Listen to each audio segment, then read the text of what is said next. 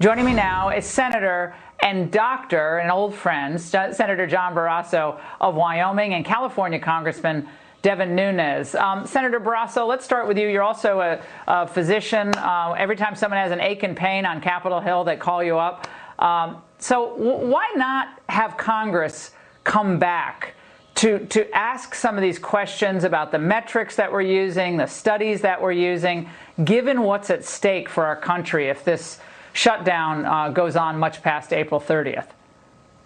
The president called me this morning, and his number one concern, of course, is the health and safety of the American people. And we have just passed the largest bill in the history of the United States that the president signed, the CARES Act, aimed at providing our medical caregivers everything that they need, taking care of our families, our small businesses, and our hard-hit sectors. What we need to do is make sure that is implemented properly. The last thing we need to do is to pass another bill on top of that. We need to make sure, and I'm visiting with hospital administrators and doctors in Wyoming and small business owners, this is where I need to be making sure that this $2 trillion bill is implemented properly.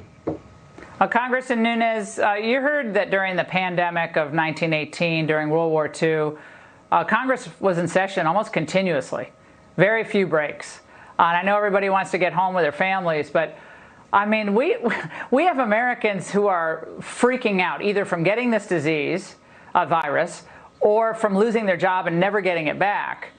And they're not sure what the ultimate success rate will look like. And they're legitimate questions that people are having. Thoughts? Well, look, I think it is important that we get back as soon as possible. But as Senator Barrasso said, right now we still have an issue that most people and employers and employees don't understand, that employers get 2 weeks of sick leave. Still a lot of businesses still have not implemented that. That's a way to keep 2 weeks of everybody still working. That's part of the money that we did in phase 1. People don't understand that. In phase 2 that we just passed last week, 2.5 times the payroll that businesses can go and borrow and get that money ultimately turned into a grant. So I am dealing with all of these issues, trying to get this message out. And I think, quite frankly, all of America's politicians and the media need to stop looking at the death counters. And I think you're very right. We need to look at the death rate. Let's see what that's going to do. We need a lot more data.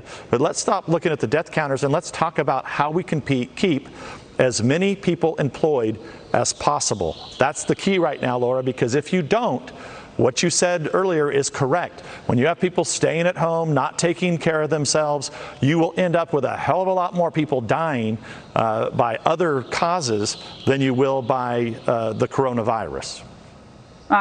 Senator Barrasso, there was a moment at yesterday's press briefing that a lot of people had their eyebrows raised after watching it. I want to play it for you and get your reaction. Let's watch.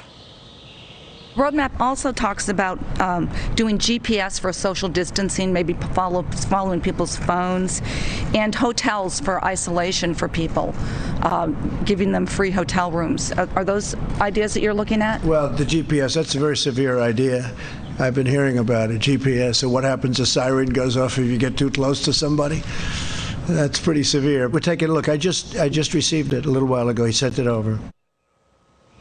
Well, he's talking about the roadmap to recovery that the former FDA commissioner wrote over at AEI. He sits on a bunch of pharma boards as well, which is fine. But part of that roadmap included a possible GPS tracking, Senator Barrasso, of individuals under these state lockdown orders.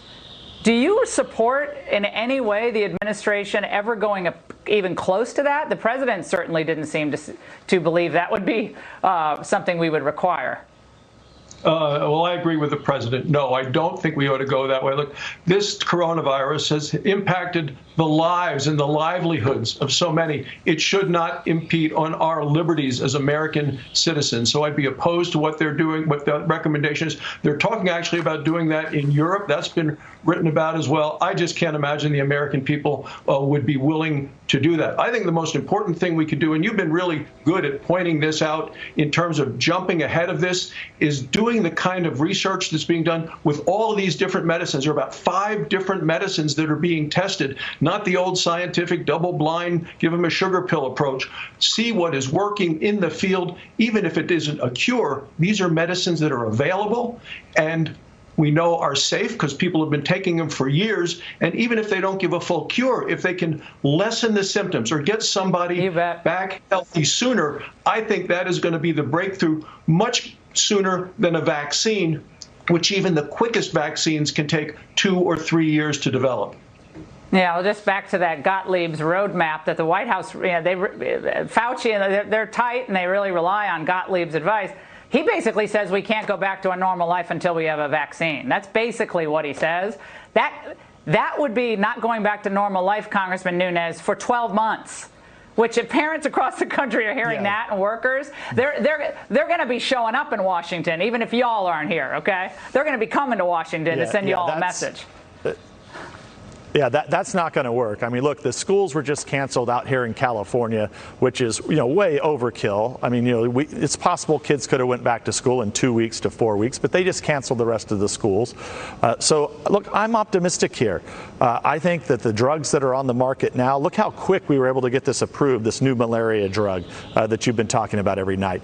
There's a lot of optimism here that we have in some of these drugs that are coming online. The vaccines are going to take a while. But look, we have this bill that we just passed last week, $2.2 trillion worth. We have to focus on keeping people employed. I will tell you this, if we don't start to get people back to work in this country over the next week to 2 weeks, I don't believe we can wait until the end of April. I just don't know of any economy that's ever survived where you unplug the entire economy and expect things to go back and be normal. So, the more tests that are out there, the more people that are getting testing, let's learn about the treatments, let's get good data as to who's being impacted, and let's figure out a way to get back to work. All right, Senator and Dr. Barrasso and Congressman Nunes, great to see you both. Stay safe out there. Good to be with you. Thank you.